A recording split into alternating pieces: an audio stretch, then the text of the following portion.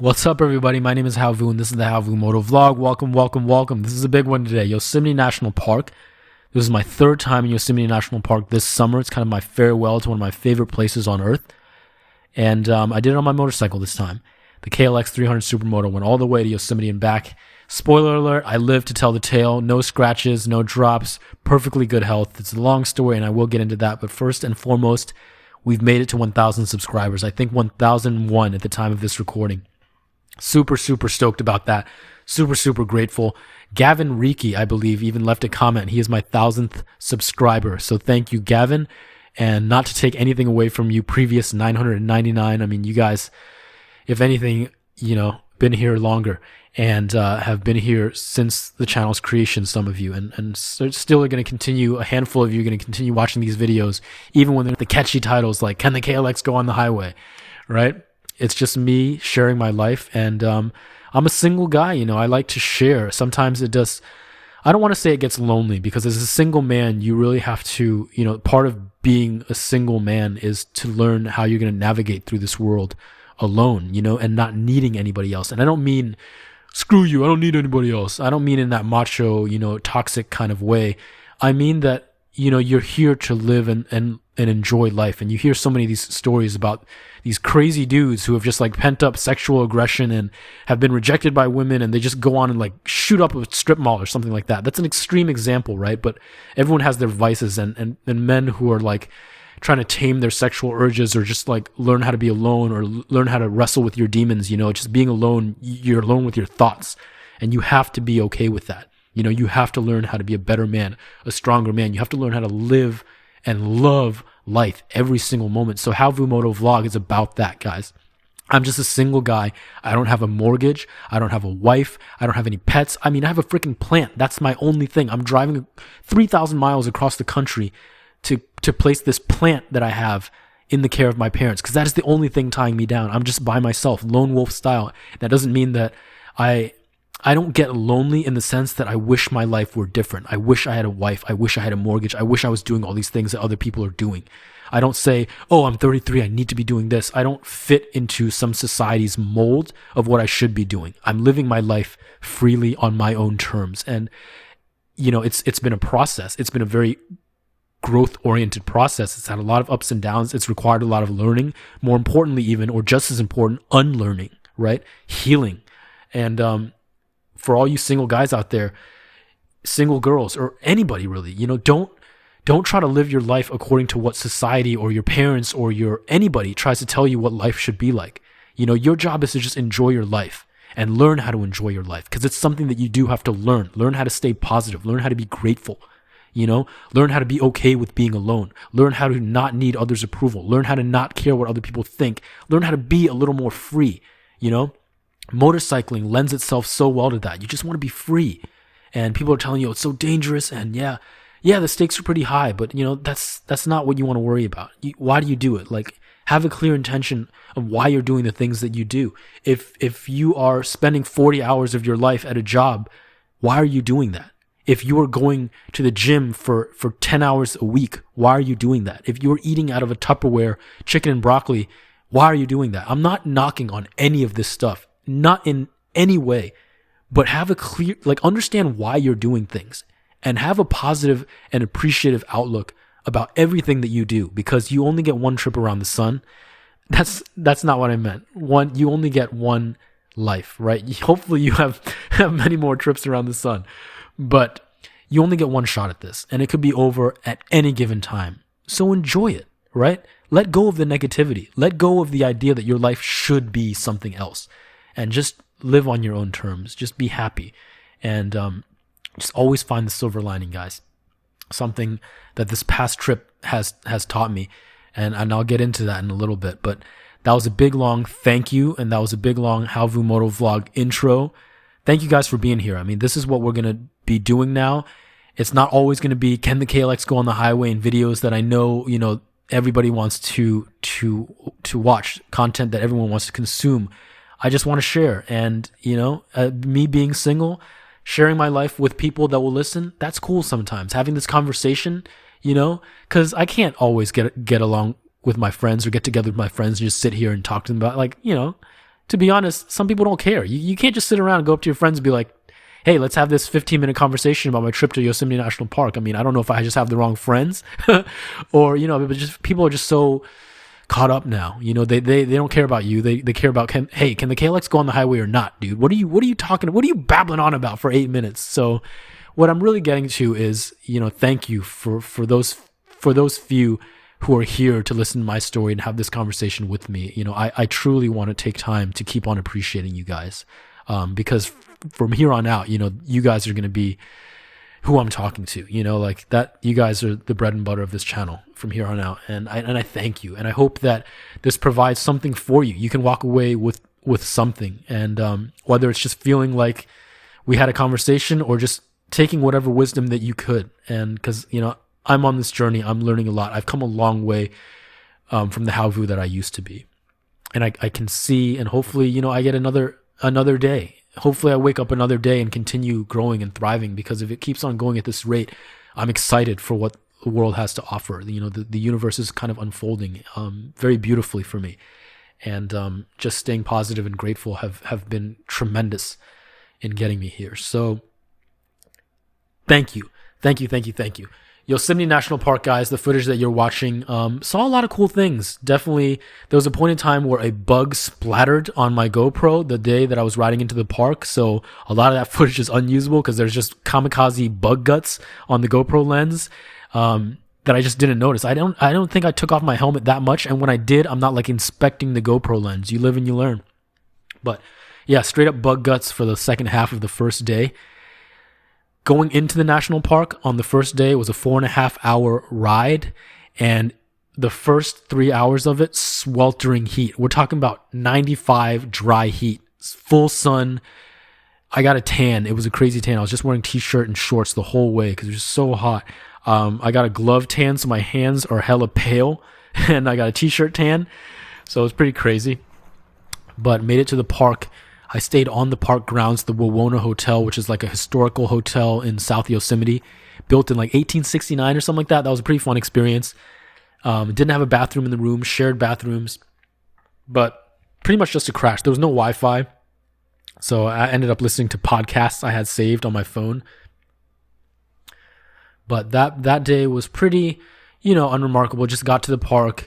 I went to the village store, which is, I'd never been inside the village store before. It's like a straight up mini grocery store with souvenirs and all sorts of cool stuff. It's very cool that was inside the national park. It just goes to show like, Yosemite National Park is huge. It's very accommodating to the guests. It's not this kind of like, it is this kind of great wilderness, but it also caters to the kind of, modern amenities. They had like bacon and like ribs ready to cook and like raw chicken if you're just camping, everything. They had a huge liquor aisle, fresh produce. It was just, I'd never been in the store before, so it was crazy to see all that.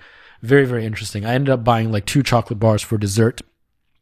I ate at the hotel bar, which was like a touchless buffet, which was decent food, but I wasn't very hungry still because I had like a BLT earlier from Pre-Station Cafe where I stopped. So yeah, pretty uneventful first day. Nothing too remarkable. The next morning I woke up, it was a little chilly. So it was cloudy, guys. It was cloudy. So I was like, I put on my jacket, which was just a Patagonia jacket, not a motorcycling jacket, because I just was short on space.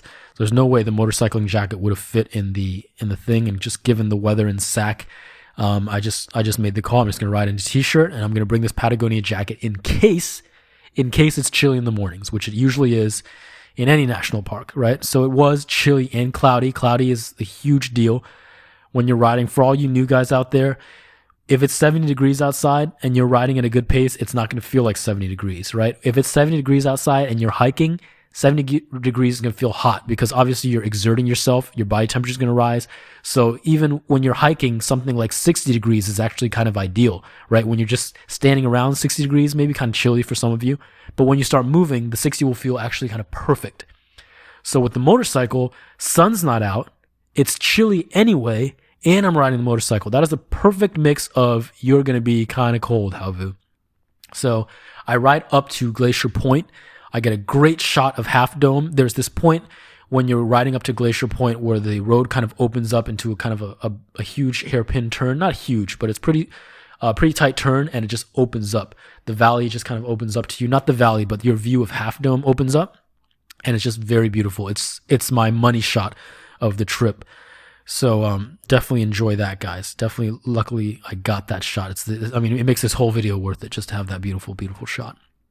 And so I get up to Half Dome, and it's cloudy, and I hang out at I get up to Glacier Point rather, and I hang out at Glacier Point off the motorcycle, just taking it all in, taking the morning in. And then I get onto the order of business, which is riding through Highway 120, which is a highway that goes from, east to west, west to east, cuts through the park. Very remarkable highway. It's beautiful. Probably one of the most beautiful highways in America that goes through this national park. Definitely the most beautiful highway that goes through the national park, hands down. But it was cloudy and it wouldn't let up. And I was just like, man, this kind of sucks. Trying to get this footage. Still beautiful. Still trying to, count my blessings. And then it starts drizzling a little, and I'm like, oh. So at this point, I'm like, okay, let me just keep riding through the park. I didn't expect this rain to last, guys, because it never, ever rains in Northern California. I can count on one hand the amount of times that it's rained the past year. We're in a drought, and I've never, ever been in a national park where it's rained before, because I usually go in the summertime, right? And in California, or in any national park, really, like it doesn't... I don't know if I've just been lucky or it's just kind of uncommon the times I'm visiting these parks, but this was a first for me in 33 years of life. I've never been in a national park where it rained. And this time I'm on my motorcycle of all things. It starts raining and I'm just like, man. Then the road comes to a stop. They're doing some construction and it starts pouring. I get off my bike. I turn it off. Luckily, I have time to do this because the traffic is at a standstill. I grab the little rain protector for my bag. The little China bag comes with an elastic rain cover, which was very nice. I actually packed a poncho, luckily. So I grabbed that and I put on my poncho. I put on the rain protector. I'm like, man. At that point, when you're just in it and it's just like pouring rain, for me, there's a point where it's so crappy that I'm just like not in a good mood, but I'm just like, I've accepted that, right? So I've already accepted the fact that I'm soaked. I'm wearing shorts right now, freaking shorts and a poncho. It's raining. We're not going that fast. The roads are not very technical, so I'm not scared, I feel like a lot of people will freak out when they're on a motorcycle and it starts raining. You shouldn't, right? The motorcycle tires, any tires, you guys have to understand, modern tires have a lot of grip. And when it starts raining, you just can't ride like a maniac, and you got to be mindful of oil on the road because yes, oil mixed with water, duh. But for the most part, like most of the riding that you're going to be doing anyway, you don't have to change it up. You know what I'm saying? You do have to be careful, but don't think that it starts raining and like all of a sudden, like your motorcycle is going to magically tip over. You still can have a lot of faith in the grip of the tires, right? So I don't know why I put that out there. I'm just saying, definitely be cautious, but you don't want to let the fear overcome you. That's what I'm really trying to get at, because fear will do some really nasty things to you if you let it overcome you. There's no real reason to freak out when it starts raining. You don't want to brake super hard. You want to be going at a fast pace, but don't buckle up, because that is also dangerous too if you let the fear buckle you up. Anyways, driving through this national park, you're only going like 30 miles per hour anyway. A lot of time I was going even like slower than that just because there's traffic. Starts pouring and then it stops. Starts drizzling and then it stops, and I'm just like, okay, I'm just riding through. I'm just trying to get this over with, because I'm holding out that there's going to be blue skies, because in my mind I'm like, there's no way it's actually raining right now. Like this never happens in Northern California. It just doesn't. So I'm like, I know that there's going to be some spot where I'm just past this cloud, and it just didn't happen. And I got to the end of the park. I exited the park, end of 120, end of Lee Vining Highway is what they call it. And I'm at the Whoa Nelly Deli, which is kind of like a landmark there. It's where everyone stops for gas. Whether you're leaving the park or you're going back into it, you need to get gas at the end of Highway 120, right? I was going to have lunch there. It's just kind of my tradition. And it started raining again. Just as I was about to go inside, in my head, I was like, what am I going to do? I don't want to go back into that park. I don't want to experience that again. That sucked. It's cold. I'm shivering. My teeth are chattering, literally, riding through this cold-ass rain, no sun. And I just didn't want to do that again. So I'm like, I'm not even going to have lunch. I'm just going to get out of here. I'm going to go a different way. I'm going to head home, and I'm not going to cut through the park again. So to cut through the park, you have to go back through the park, which is west through the entire park, and then all the way north back to Sacramento. So this way, a way that I've never taken, is you're just going north right away. So you're going into Nevada, And then you're going west through the Sierra Nevadas again, through all the kind of like ski resorts, a way that I've never taken before. But I'm just like thinking, like, no, there's no way this cloud is that. There's no way it's raining through this big of an area. And I just happen to be here on my motorcycle at this time. It's almost like the universe is giving me a big middle finger. So I decided to take this way. It's going to be a little bit longer. There's like even a notification on my phone that says, hey, wildfires may be affecting your route. So I'm just like, whatever. At this point, I'm like shivering cold and it's just raining. My poncho at this point has somehow degraded. I think because I was wearing it and it was really windy and it was just flapping against the wind. It like tore. So I was like wondering how the hell that happened. It was either the wind that tore this cheap China poncho or like the heat of being in the bag, but that just didn't make sense because I had a lot of other things in that bag. And yes, the bag does get hot because of the motorcycle exhaust, but the poncho was at the top of that bag. I mean, if anywhere in the bag is the coolest, it's at the top. So I'm pretty sure it was just that wind flapping against, it tore the poncho and like it was essentially unusable. So I threw it away, which was a mistake. And we'll get into that. Because throughout the ride, through the next 5 hours, it would rain and it would wind and it would smoke because California and Nevada were on fire. I was riding through smoke at a certain point and my head hurt. And at one point I stopped at a gas station and I changed into my jeans. I was hesitant to do that because gas station bathrooms are gross, but at a certain point I was just like, my shorts are soaked right now. My socks are soaked. I had to change into sweaty socks from the day before. The day before, riding in 95-degree weather, I was drenching those socks with sweat, but it was still better. I made the call that they were still drier. They might be a little smelly, but they were infinitely drier than these things I have on my feet that are literally like I could squeeze them and like a bottle of water's worth would come out of my socks and my shoes.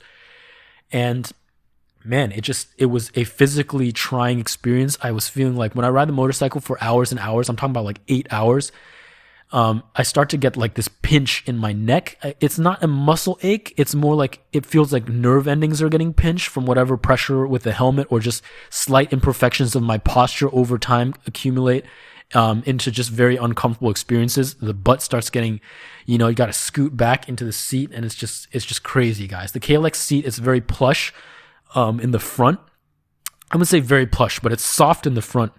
The foam is soft and you scoot back to where it gets flat and it's hard as a rock, but you have to do that when you're riding on long distances because your butt will get sore and you just need to break the monotony. So you scoot back and, if you scoot back, your butt cheeks have a little more real estate to sit on, and that disperses the pressure a little bit, but it's hard. It's like sitting on wood. And then you scoot up and it gets really narrow, but it's like foamy. So that's what you'll learn about the dirt bikes or KLX in particular. But guys, it was tough, man. I'm not going to lie. It was tough. And I just remember like when I was riding in and it was 97 degrees, full sun, I was sweating my balls off. I was just thinking, man, what I wouldn't give for it to be a little cooler right now. It's like the universe answered. The next day, what do I get? Cooler weather, no sunshine, clouds, and rain. And the universe is like, I thought you wanted to be cool, so this is what I'm giving you. Now I'm shivering. My teeth are chattering, riding through the rain, no poncho, soaking wet on the motorcycle, uncomfortable, just want to go home. And then I'm wishing what? Man, I would just wish for sun right now. I don't even care if it keeps raining. If it would just be a little warmer and I just had a little bit of sun, man, I would give anything for that, right? And then there would be times when I saw the altitude and I'd be at 9,000 elevation and I'd be like, man, I would just wish for it to be a little lower elevation so it's a little warmer. And then it's almost like every time I got what I wanted, there was something else. Because it would start raining again or the wildfire smoke would be there. And it just taught me, like, it just put it in perspective for me, like just don't forget the days that you prayed for the things that you have now, be grateful for the things you have now. There might have been a time that all you wanted was a motorcycle and now you have this motorcycle and what do you want? A faster motorcycle, right? There was a time all you wanted was a girlfriend, a beautiful girl, and it was honeymoon phase, and you love this girl, and now she's just like this wife, and she's boring, and you wish she were better. You wish she were more interesting. You maybe even might want to break up with her. There's always a time in life where you wished for the things that you have now, and just be grateful, because it is always worse, and it can always be worse, and millions of people on this earth don't have it as good as you. And, to always try to remain positive and to always look for the silver lining. And this trip has taught me a lot, and guys, I was begging to stop shivering. I was begging to stop the rain. And there was probably about a 30-minute window when the rain finally broke, the sky was finally blue, and it was like, I was just like, oh my God, I could have cried. And then what happened? It started getting hot again. 97 degrees, full sun, instantly sweating. And I was like, oh my God. But at that point, I had just been through the ringer, so I wasn't even about to be complaining about that. I was very hot, very uncomfortable, but I was just like, you know what? I don't want that again. I don't want to be cold again. I want to be wet again. And it's just like, just take it for what it is. The sun is the sun, the rain is the rain, the wind is the wind, clouds are clouds. And if you can just kind of learn to accept that and just kind of detach your emotions from it, the fact that I was ill prepared, if I had a jacket and full gear and full rain boots, it would have been all right. It would have been a lot better than it was, but I was ill prepared, and I'm not about to sit there and be like beating myself up.